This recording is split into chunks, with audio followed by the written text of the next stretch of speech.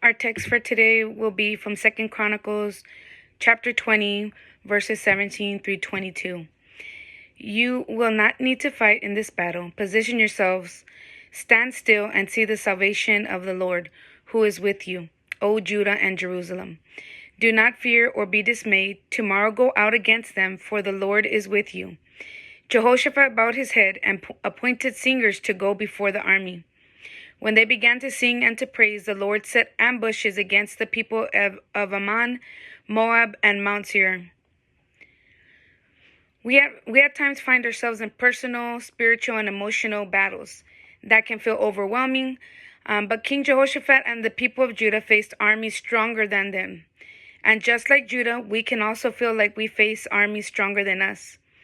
But the Lord reminds us with the same message from days of old to today. You will not need to fight this battle. You see, victory isn't found in panic or in our own human strategy. It's when we position ourselves in faith, we stand still and trust, and most importantly, we praise first. Positioning yourself in faith. Verse 17, you will not need to fight in this battle. Position yourselves. Your position is determined by your faith even before the battle begins. Jehoshaphat positioned himself. He didn't have to fight. His position was not in fear. He positioned himself in faith. God will ask us to get in the right posture before he moves. Our position isn't about how we physically stand, but about our heart posture, being aligned and rooted in trust rather than our anxieties or fears that come. Faith positions us so God can work. If we are out of position, allowing doubt, fear, or even self-reliance to take control, we can miss the miracle. Our position reveals our expectations. We won't need to try to have control when we believe that God is already fighting our battles for us.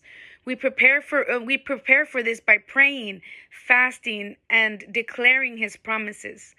When we are in a position of faith, it says, God, I trust you even before I see the outcome.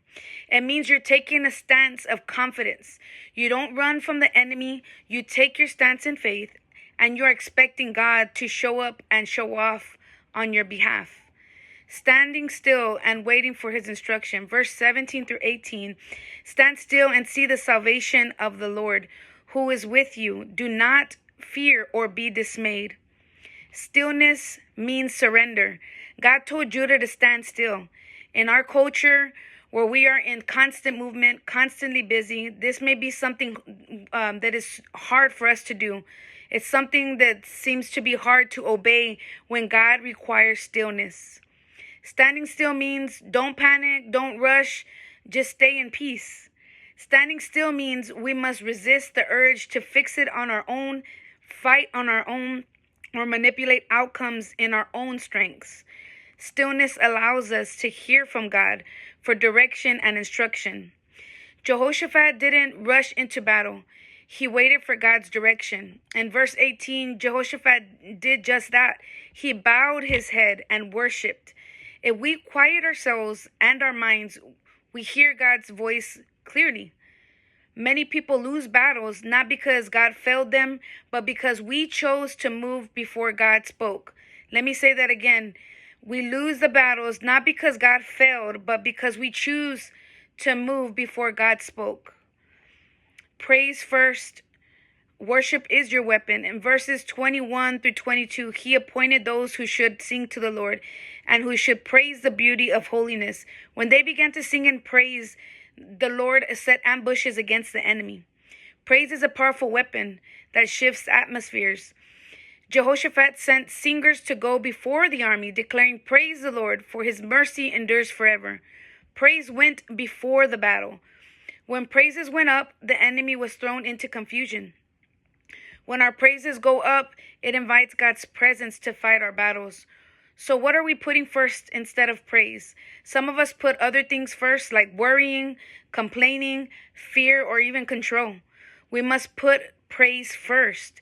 When we praise first, we are declaring that God is greater than what's against us.